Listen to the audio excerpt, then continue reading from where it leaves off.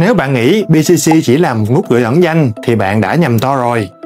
Trong một doanh nghiệp, đó là một ranh giới mỏng manh giữa bảo mật thông tin và việc rò rỉ dữ liệu khiến bạn mất hết danh sách khách hàng.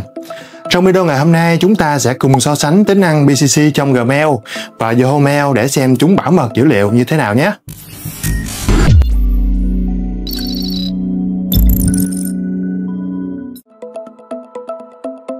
Và bây giờ thì mình sẽ giới thiệu về tính năng BCC này một chút.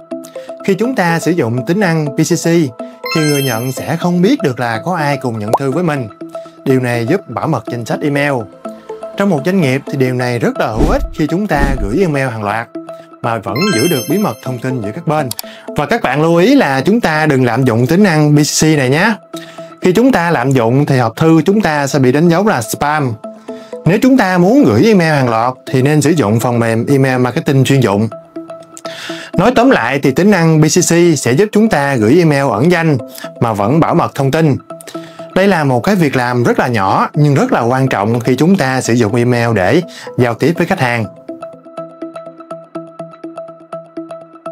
Bây giờ chúng ta sẽ đến với nội dung chi tiết so sánh tính năng BCC trong Gmail và Yahoo Mail. Vấn đề đầu tiên đó chính là cách sử dụng để bảo mật dữ liệu hơn. Để sử dụng tính năng BCC trong Gmail, đầu tiên chúng ta sẽ chọn là soạn thư. Rồi đến một cái tài khoản email. Điều quan trọng là chúng ta sẽ chọn BCC. Khi bạn đặt địa chỉ email của một cái người nhận vào ô BCC này thì mọi người sẽ không nhìn thấy danh sách email của nhau. Nhờ vậy Gmail giúp bảo mật danh sách người nhận, hạn chế thông tin. Và đặc biệt hữu ích khi bạn gửi email cho nhiều người mà không muốn tiết lộ cái danh sách liên hệ. Và mình nói thêm là Gmail sử dụng cái cơ chế mã hóa TLS. Nó mã hóa toàn bộ dữ liệu cho cả người gửi và người nhận, nên dữ liệu đảm bảo được an toàn. Và điều quan trọng là mình sẽ chọn BCC. Sau đó mình sẽ nhập vào danh sách email vào. Mình sẽ nhập một số thông tin như là tiêu đề, rồi nội dung email, chọn gửi. Rồi mình sẽ qua cái hộp thư lúc nãy xem nó nhận được cái email như thế nào nhé. Và đây là hộp thư lúc nãy, thư mời tham dự chương trình tri ân khách hàng nè. Mình mở nó lên và chọn phần đến tôi. Và các bạn thấy là cái tài khoản này chỉ nhận được cái nội dung mà không có thấy bất kỳ ai trong cái danh sách vừa gửi. Để sử dụng tính năng BCC trong Yahoo Mail, chúng ta sẽ chọn là mail mới. Và tương tự như vậy, mình sẽ nhập một số thông tin như là gửi cho ai nè, rồi BCC danh sách người gửi, và cuối cùng là nội dung email và tiêu đề. Và mình nói thêm về cái cơ chế bảo mật của Yahoo một chút ha.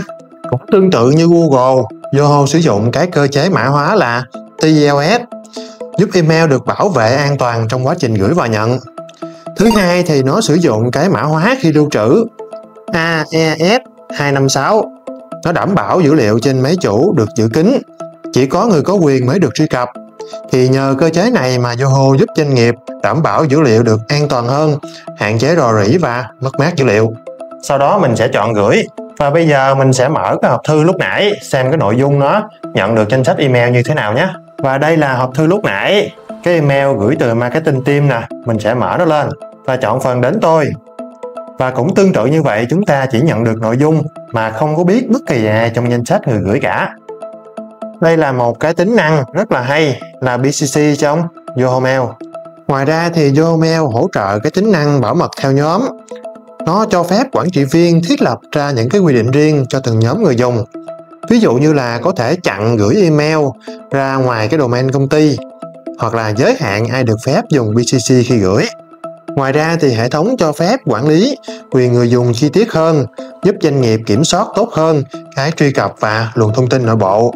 Nhờ đó thì Yahoo Mail nó trở nên sự lựa chọn phù hợp cho môi trường doanh nghiệp, nơi bảo mật quản trị được ưu tiên hàng đầu. Thật ra là tính năng BCC thì nền tảng email nào cũng có, nhưng sự khác biệt lớn nhất nằm ở chỗ là hệ thống đó kiểm soát quyền truy cập và cảnh báo rò rỉ dữ liệu tốt đến đâu. Quan trọng không chỉ là ẩn danh ai mà email của bạn có đủ bảo mật để giữ kín thông tin đó hay không. Vì vậy hãy chọn nền tảng có khả năng kiểm soát rõ ràng và bảo mật chủ động, chứ đừng chỉ nhìn vào mỗi cái tính năng BCC. Và bây giờ chúng ta sẽ cùng so sánh về cái giới hạn gửi trong Gmail và Yahoo Mail nhé. Đầu tiên là đối với Gmail với tài khoản cá nhân thì Google hỗ trợ chúng ta gửi khoảng 500 email một ngày. và nó còn nâng cao hơn đối với các gói Google Space bản trả phí. Nhưng các bạn lưu ý là chính sách chống spam của Google nó rất là nghiêm ngặt. Gmail thì nó không tối ưu cho việc gửi email hàng loạt. Còn đối với Yahoo Mail thì hỗ trợ chúng ta gửi từ 300 cho đến 1.000 email mỗi ngày. Và Yahoo Mail nó có công cụ giám sát. Và một điều rất là quan trọng đó chính là Yahoo Campaign hỗ trợ chúng ta gửi email hàng loạt. Và bây giờ chúng ta sẽ cùng so sánh hệ sinh thái của Gmail và Yahoo Mail nhé. Đầu tiên, nếu chúng ta sử dụng các ứng dụng văn phòng như Google Docs, Google Drive, Google Sheets và các công cụ làm việc và cộng tác cùng nhau thì Gmail là một sự lựa chọn phù hợp. Còn nếu chúng ta sử dụng các công cụ cần thiết trong một doanh nghiệp như là email marketing, Yahoo Campaign, rồi Yahoo Project giúp chúng ta quản lý dự án, Yahoo CRQ giúp chúng ta quản lý chăm sóc khách hàng, thì Yahoo Mail là một sự lựa chọn không thể nào tuyệt vời hơn. Vừa rồi thì Hữu vừa chia sẻ với các bạn chủ đề là so sánh tính năng BCC trong Gmail và Yahoo Mail về độ an toàn và bảo mật. Nếu các bạn có muốn tìm hiểu về chủ đề gì, hãy cùng comment cho biết với nhé. Và hẹn gặp lại các bạn trong những video sau.